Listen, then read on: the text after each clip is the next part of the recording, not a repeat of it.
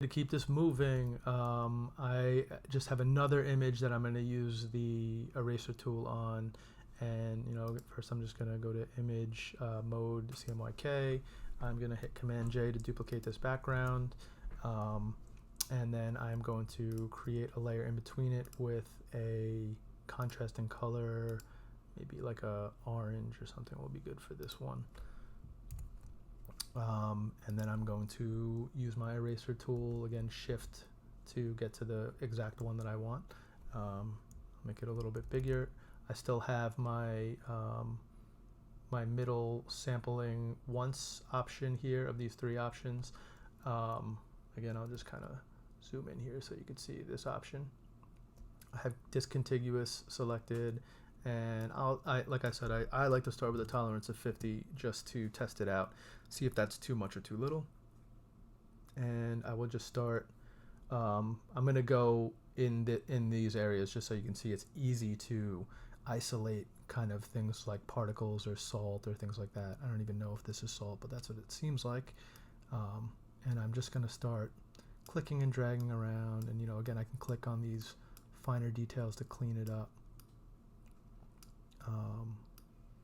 And I can do a pretty good job at isolating all this stuff pretty quickly. And you can see it's really respecting those salt shapes because they have a pretty good contrast from the background.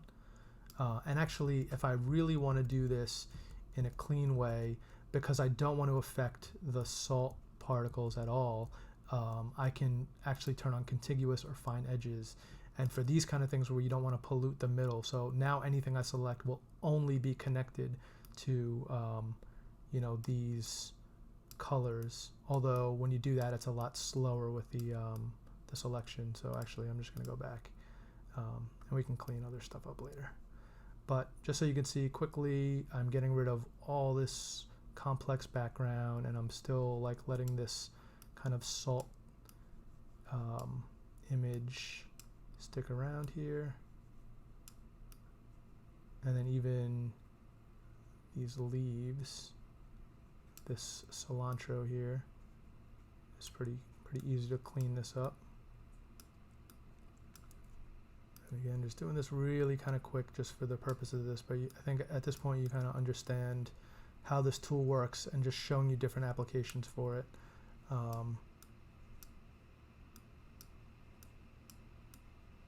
So again, this is destructively editing this layer, but we're going to come back and we're going to fix that. So again, because this image is so detailed like this, I think this is a pretty good job of getting rid of most of it. I can really try to go in here and clean all this stuff up, but I'm going to use, I think, select and mask to finish it off. And again, this isn't going to be perfect, but you get the point of like how easy it is to use this tool to quickly make these really advanced selections. And you can do this all day really if you want. I'm just kind of quickly doing this. Okay, so that's pretty good. Maybe I'll do a couple more up here.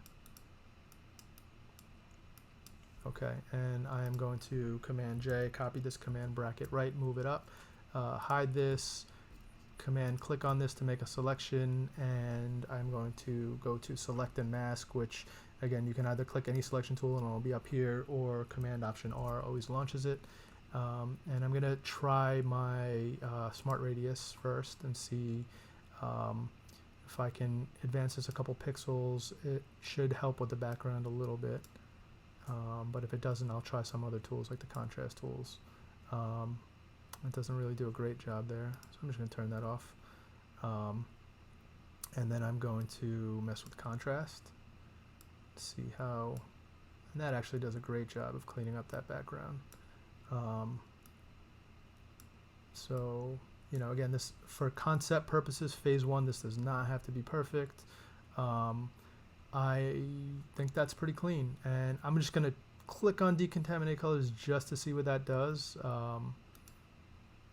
And for this purpose, it didn't really do a lot. So again, if something's on a white background, it works a little bit better.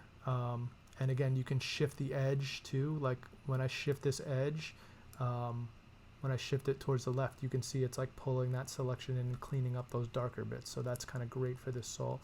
Although you can see some of the this cilantro is, you know, it's picking up a little too much of that. I think that's fine actually, because I can go in and I can edit those manually. So I'm just gonna hit OK, and I am going to put a mask on it. And then that's a great job, I think, of selecting all these finer bits, you know, and then I can go and I can, you know, I could go to FX and put a drop shadow on this if I want to. You know, I'm just gonna pull the size down or whatever, but you know, just to kind of show you, like, and again, I'll clean this stuff up in a minute, but how quick and easy it is to select these kind of like fine particles like that. Now, if I really want to go, and again, if this is for concept, this is probably fine at this level. But if I want to go in, I can go to my mask and just paint white in some of these bits in here and just clean them up. And I should probably be painting with 100% opacity and maybe more of like a harder edge brush. You know, again, quick keys, I can always shift bracket left to make it softer edge, shift bracket right to make it more precise edge, and then 100%, and I will just clean up these, you know, bits in here. Again, it's kind of up to me, like how perfect I want to get this, but for this purpose, I don't think I really need it to be that perfect. I'm just going to clean up the leafy bits, and then the rest we can, you know, just use our imagination. But like I said, you can spend as much time as you want on this. I don't want to just waste time on these tutorials because this isn't about getting them perfect. It's just about how to use the tools.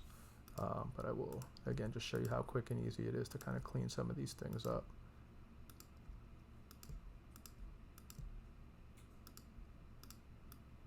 And that's pretty good.